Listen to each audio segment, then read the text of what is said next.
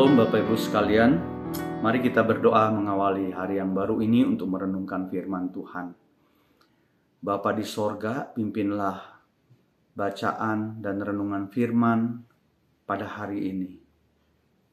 Sehingga kami terus dipimpin oleh Roh Kudus di dalam hidup kami sehari lepas hari. Dalam nama Yesus kami berdoa. Amin.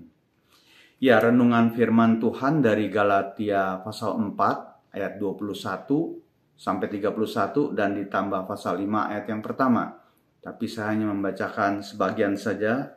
Pertama dari ayat 22 sampai 26. Bukankah ada tertulis bahwa Abraham mempunyai dua anak, seorang dari perempuan yang menjadi hambanya dan seorang dari perempuan yang merdeka? Tetapi anak dari perempuan yang menjadi hambanya itu diperanakan menurut daging, dan anak dari perempuan yang merdeka itu oleh karena janji. Ini adalah suatu kiasan, sebab kedua perempuan itu adalah dua ketentuan Allah. Yang satu berasal dari Gunung Sinai dan melahirkan anak-anak perhambaan. Itulah Hagar. Hagar ialah Gunung Sinai di tanah Arab. Dan ia sama dengan Yerusalem yang sekarang, karena ia hidup dalam perhambaan dengan anak-anaknya. Tetapi Yerusalem sorgawi adalah perempuan yang merdeka, dan ialah ibu kita.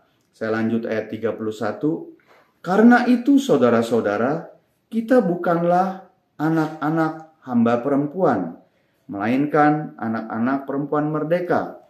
Pasal 5 ayat 1. Supaya kita sungguh-sungguh merdeka, Kristus telah memerdekakan kita. Karena itu berdirilah teguh dan jangan mau lagi dikenakan kuk perhambaan. Abraham punya dua anak. Pertama, Abraham gak percaya akan janji Allah bahwa ia akan punya anak dari istrinya Sarah. Pertama, Abraham punya anak melalui Hagar, hamba daripada Sarah, diberi nama Ismail. Setelah itu baru lahirlah anak yang dijanjikan dari Sarah, yaitu Ishak. Nah, Bapak Ibu sekalian, tadi di dalam pembacaan kita, Paulus sedang membandingkan atau ayat 24 tentang kiasan. Jadi siapapun yang mengikuti hukum Taurat adalah budak. Ini kiasan ya Bapak Ibu sekalian, seperti Hagar dan anaknya.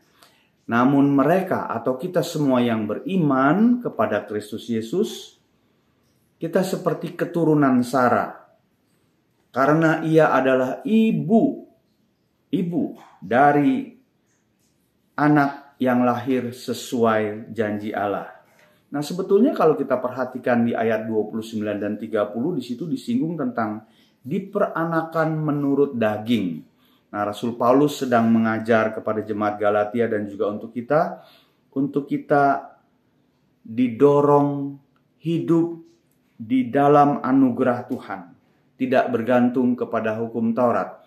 Maksudnya dijelaskan pada ayat 31 tadi bahwa kita bukan anak-anak hamba perempuan. Artinya kita jangan lagi diperhambakan dengan kuk tabiat yang lama, dosa-dosa yang lama. Sebab itu di pasal 5 ayat 1 kita sungguh-sungguh merdeka. Kristus telah memerdekakan kita. Jadi kiasan tentang anak Hagar yaitu Ismail, anak pertama dari Abraham, tapi itu bukan anak yang dijanjikan, itu anak menurut daging. Dan Ishak, anak yang dijanjikan. Nah, kita tidak lagi memegang hukum Taurat dalam arti kita percaya kepada Kristus. Jangan lagi dikenakan kuk perhambaan.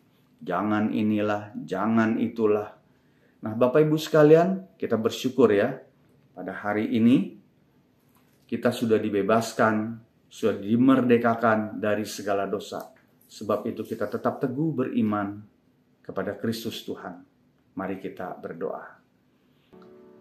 Tuhan, tolonglah jemaat Tuhan GKK baik Pusat Pos maupun setiap pendengar daripada GKK Menyapa. Kami disadarkan bahwa hukum Taurat tidak mewariskan apapun.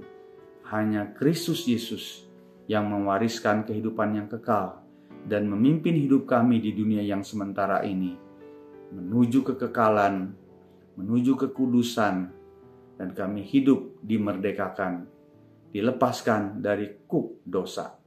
Terima kasih Tuhan, tolonglah jemaat Tuhan yang di dalam pergumulan ekonomi, sakit penyakit, keluarga, mereka boleh ditolong, dilepaskan dari segala masalah.